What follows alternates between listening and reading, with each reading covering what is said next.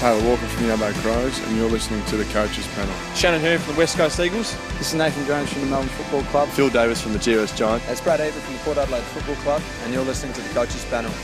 Into the top 10 of the 50 most relevant, and today we land ourselves at the number 9 position, talking about the Adelaide Crows defender, Rory Laird. You've got MJ from the Coaches Panel. I hope you've enjoyed the 50 most relevant podcasts and articles right up until today. And to talk about the number 9 player, we brought him out of the archives back into the 2019 season. He's on again. I got Rids on the line. Hello, mate. How are you?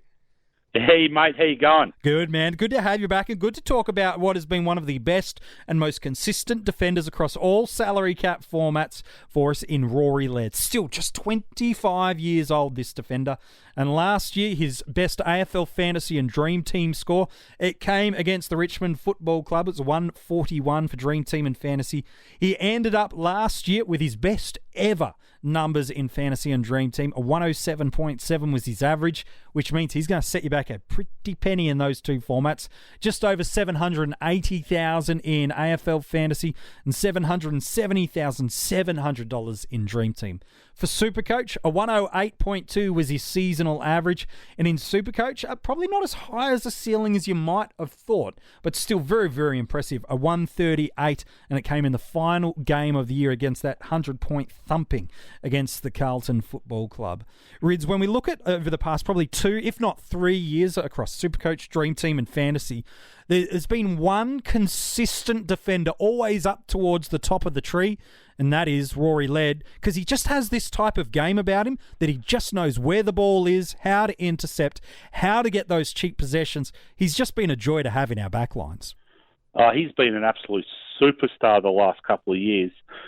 I'll tell you what he did do in the last couple of years, though. He's actually gone from a guy who was, steady, always scoring between 90 to 120 to actually getting a ceiling. He goes big in quite often now in games. Yeah, he does. Well, you look at how he opened the year for us. His first 4 games across all of the formats were hundreds. In fact, out of his opening 7 games of the year, he just had 1 score in every format that wasn't a ton, and those 120s, 130s in AFL Fantasy and Dream Team Round 2, that 140. You're right, he's this kind of guy that just found a whole new level of ceiling, and that is because he delivered career best numbers. 32 disposals on average last year. An average of 21 of those were uncontested. Still a pretty high efficiency rating, 77%, 6 marks, 5 rebound 50s, only a couple of tackles a game, but that's what you're loving about him, is the ability to get on the outside of it, but then when he needs to, he does put his body on the line, whether it be to win the ball or to take an intercept mark. Now, number 9, though, MJ, geez, I can think of a couple of defenders that haven't been named yet that might be higher than him. Yeah. I'm a little brutal on him, but let's get to some of his past 2 seasons, because I think there's some numbers about there. And the reason he's where he is because I got probably 2 questions that I'm keen to get your thoughts on. Last year in AFL Fantasy and Dream Team, 14 tons. Of them, half were over 120. And he only had 3 scores last year in Fantasy and Dream Team, under 89 all year. In Supercoach, 13 tons, an average of 108, and 6 of those tons are 120. That backs up on what we saw in 2017 with 1200s, and in Supercoach, 1100s, and an average of 100 across every single format. And in fact, 7 of his past 42 games have been under 80 in Supercoach and Dream Team. And in that period of time, 26 Dream Team and 24 Supercoach tons, and he's only missed 8 games in the past 4 years. So he's got durability, consistency, ceiling, tick, tick, tick, everything you want from a premium defender. And you know what else he's got? Every time you've opened up Supercoach or Dream Team or AFL Fantasy over the off-season, I've seen 138 reasons in round 23 why I should be starting him this year. But I've got a funny feeling we're going to take another turn here and talk about the negatives a little bit. Well, there's 2 gigantic questions, and I'm an Adelaide Crow supporter. I try not to let that impact my fantasy football viewing as best as I possibly can. But I do have 2 really big question marks. One of the big question marks is around the new kick-in rules. Now, yes, they give us in Supercoach and in AFL Fantasy and Dream Team an opportunity for their scoring of a player that does take a kick in to increase significantly. Now, there is also a downplay of that in Supercoach. If they just spray the ball and it's an ineffective disposal or a clanger, then that's going to impact their scoring, sure. But I think of all the big dog premium defenders, and with the inclusion of Brodie Smith into the side, I think he gets the least opportunities to take benefit of that and as such not have the growth. I know it's crazy we're talking about a guy that's averaging 100, but I don't think he's got the growth in him that a Lloyd, that a Witherden, that a Simpson, and that a Sicily do. And these are all guys that I feel are genuine top 2 or 3 options, as is Laird, sure, but I don't think there's any upside, and I think the new kick-in rules and the inclusion of Brodie Smith doesn't help him. Exactly right. So, I mean, I noticed the kick-in rules last year with the kick-in numbers last year without, Brodie Smith in the mix, and there was the little nuggety back pocket Luke Brown. He was taking them all. So, and often, what happened was he would take them and actually go to a Laird in the pocket. Yeah, 10, 15-metre kick, yeah. Yeah, exactly. So it'll be interesting to see in the JLT what actually happens there. So I've got question marks, and as you know, that around Luke Brown's job security.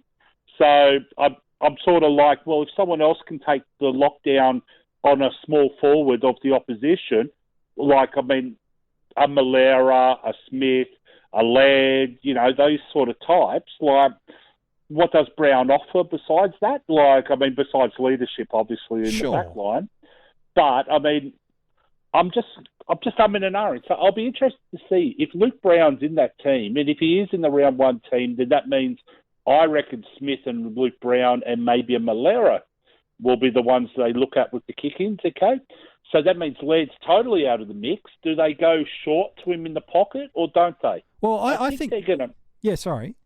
I know, I was just going to say, I think with the Maleras and the Smiths, when they take him, they're going to be more looking to, take that 10, 15 metres of running and then kick long down the ground and try and utilise that 6-6-6 with the Tom Lynches and the Tex Walkers and the Sam Jacobs types. I agree. They've got one of the tallest forward lines going around, and they've probably then got arguably some of the best multiple options of guys that are penetrating long kicks. You could even throw a seedsman into the conversation as well. So it's not as if they're going to be so dependent on one player taking the kick out. So I think that's definitely a slight concern for me. I don't think he's going to get the scoring bump from it, and I do think we have to wait and see what happens at the JLT with how the sides choose to get outside of defensive 50 with these new kick-in rules. There's at this point in time, us and every fantasy site and podcast that you choose to consume are just purely speculating and throwing out a hypothesis of what might happen. So they may still be those small get-out-of-jail kicks, to the boundary line. Equally, we may see them completely disappear as sides look to open up the ground with run and carry and players that can kick the ball 50 metres and get that 70-metre kind of movement down the field. So much has got to be wait and see what happens in the JLT. And even then, sides are going to realise the structures and strategies of others and re-amend it again. Yeah, and even if they lose, say, half of those kicks into the pocket, that's going to affect a guy like Laird. Yeah, I totally agree. You look at the couple of games last year where he had a noticeable scoring drop-off. And one of them was against Port Adelaide, where he was heavily tagged.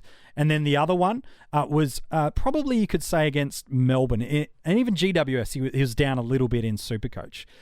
He got tagged, I know, in a couple of those games, but also it's no coincidence that in some of those, they were games either Brodie Smith came back, which was the Port Adelaide game, or in the GWS game, that was the game where Brodie dominated the game and got plenty of ball. Yes, I know Laird still got a 99 in AFL Fantasy and Dream Team, but it's clearly, if the Crows are going to choose to use Laird, Millera, and Brodie Smith inside defensive 50, one of them is going to constantly miss out, and it's going to be difficult to know week in, week out. I still think Laird's going to be a very, very good option for us this year, and I still think there's much reason to start him and much reason to choose to upgrade into him. I just have a lot of question marks about whether or not, for the amount of money I'm forking out, whether or not I'm better off waiting or not. Because he's nearly 800,000 in Fantasy and Dream Team. Almost 600,000 in Supercoach. Rids, that's a lot of cash to be on and to be uncertain about. So the other thing is, and I know the answer to my question, but I'm going to ask it anyway. So after those two games he talked about with Port and GWS, he went nuts again against North and Carlton. So is there any reason why you can see? Yeah, Brody didn't play. I see what you're saying. So Millerer, Laird and Smith, all in the same defensive 50 unit. Someone's going to miss out week in, week out. Now, are the Crows going to play Millerer higher? Maybe they do. Are they going to play Laird higher? Maybe they do. But I don't think all three can coexist and score well in fantasy. And it may end up being that they take it in turns. Sure. I mean, I know a couple of years ago, Brodie Smith burnt the hell out of a lot of it, with his 30s and stuff like. That were the days when Hamish Hartlett. Yes. Oh, God. So I mean, it may very well take it in turns, these guys, like in the Adelaide backline. But yeah, I think you're 100% correct. We're going to have to take a cautious approach. But I guess it's only another podcast with me if I throw another spanner in the works for you. Well, yeah, why not? Have you happened to see the Crows draw after round 3? The Crows have one of those really... Well, according to Champion Data, they've probably got one of the easiest draws of the year. They open up against Hawks. They open up then the next part in round 2. They continue on against the Swans away, then the Cats at home. And then you're right, round 4, this is where life gets interesting. North Melbourne away. Then they play the Suns at home. Then they play the Saints at Marvel Stadium in round 6. Round 7, they play the Dockers. Round 8 is the showdown, so they're always close no matter what. And then round 9, Brisbane at the Gabba. And then round 10, just for good measure, they're at home against the Premiers. So there's every chance, okay, that the Crows are going to be very strong this year. Yep.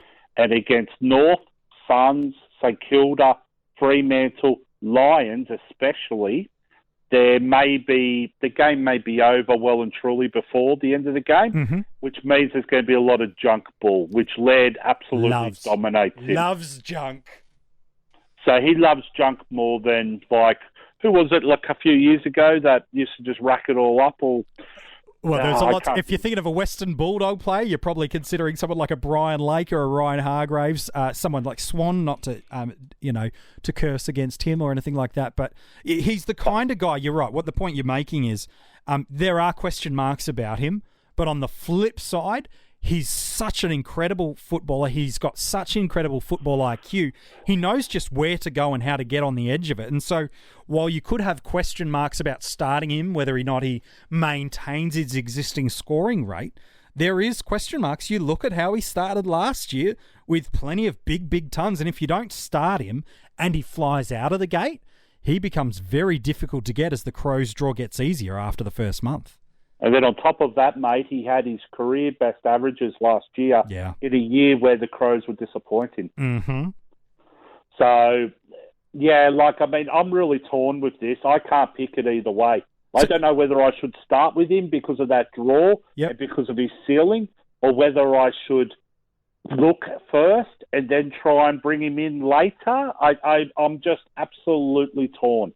That is going to be the dilemma for coaches this preseason of, do I start him? And yes, he may drop away 5 to 10 points a game, potentially with the inclusion of Brodie Smith into the backline, with the rule changes that he may not get as much of the ball from kick in, either directly or indirectly.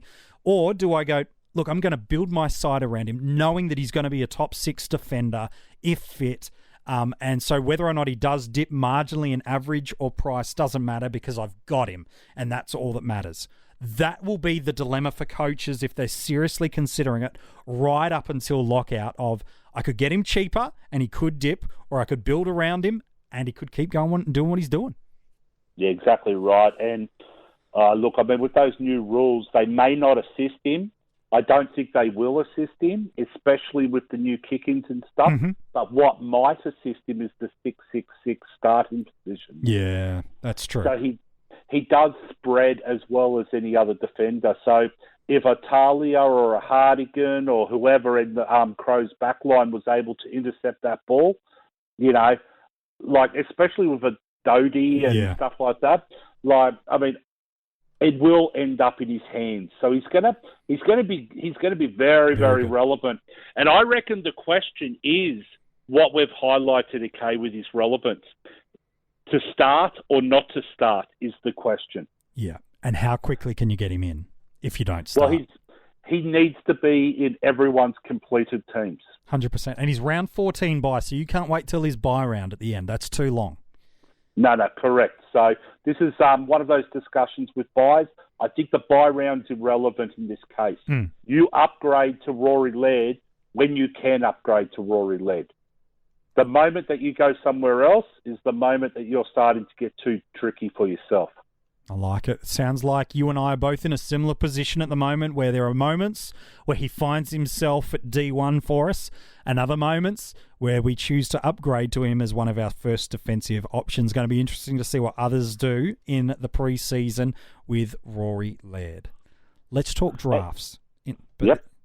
Where does he go? Because a popular trend in a lot of mock drafts at the moment is grabbing these big dog defenders early, and Rory Laird, rightly so, deserves to be one of them. Is it too early to pick him at the back end of the first round, or is that the right strategy to go and then go and pick yourself up a M1 on the wraparound in your second pick? I actually think a lot of runs for the defenders will start very early. Yeah. So when I look at it, okay, I see a clear 5 or 6 defenders this year that I'd want to have as an M1, a D1, sorry. So you've got the Lairds, you've got the Sicilies, you've got the Whitfields, and Lloyd, and so on and so forth. There's a couple of others like Simpson and stuff who seem to just keep going. And then you've got some of these mid-prices, you know, the Newmans, the Ryans, the Mills. You've got the, you know, it's McGrath, just a really, really, really strong line this year. Yeah. Because guys like Dusty Martin and Bontempelli didn't get that DPP, it really, really hurts the forward line because there's only 2 clear options in my eyes. Yep. So that's why I think the defenders are going to start early, the runs. I reckon Laird could go as early as pick 4. Yep. And he could go as late. I would be surprised if he's there at the end of round 1. Yeah, look, the fact is if he's still there at the end of round 1, it's because a coach has probably gone, I'm going to get myself someone like a Clayton Oliver or a Patrick Cripps or something like that late in the first round, and then I'm just going to pick up Laird on my first pick on the turn. He's not there after pick 15. And you know what? At the end of the day, Laird averaged the same as those guys last year across the board. And he was a defender. And he's a defender. So, and I reckon both of those questions, obviously with Oliver with his shoulder operations over the pre-season, and with Cripps, Cripps had a career best year last year, but he had his 110 average is a very heavy bruised 110 average, if that makes sense. So, I'd actually pick Laird ahead both. Yeah, no, fair enough too, mate. Hey, appreciate your thoughts today on Rory Laird. In terms of a keeper league, you just see him going in a similar position in a brand new keeper league in terms of, you know, right towards the back of the first and early second at the very latest? I think this year's very interesting in the keeper league because we've got some really standout youngsters this year.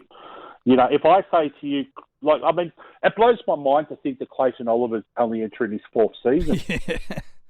That's ridiculous. Zach Merritt, Josh Kelly. And then on top of that, you've got some real superstar youngsters that are looking at taking the next step, like a Tim Taranto. Yeah. So, I have no idea where he falls. He's not old by any means, but I've still got question marks, as we highlighted through this pod, for this year moving forward with the new rules. He's likely to drop value very quickly if any of those question marks come to truth. So I'd actually be looking at Laird around the 2nd to 3rd round in a keeper league, I reckon. All right. Chances are he might not be there by then in a brand new keeper league, but you've got to stay true to how you want go with your Well, rankings? if I gave you the option, okay, of a Callum Mills versus a Rory Laird this year in a new keeper league. Oh, don't you play That's with what my I'm heart. sort of- Don't play with my heart like that. So Callum Mills could very well be the Angus Brayshaw of 2018. Like, I mean, where do you go? You've got that question mark over Laird. You've got that anticipation, expectation over Mills with a role change. I mean, it's one of those things, isn't it? Yeah, no, I'd probably take Laird, but that's probably my crow bias, maybe sliding in there a little bit. Hey, mate, appreciate your thoughts today as we talked about Rory Laird.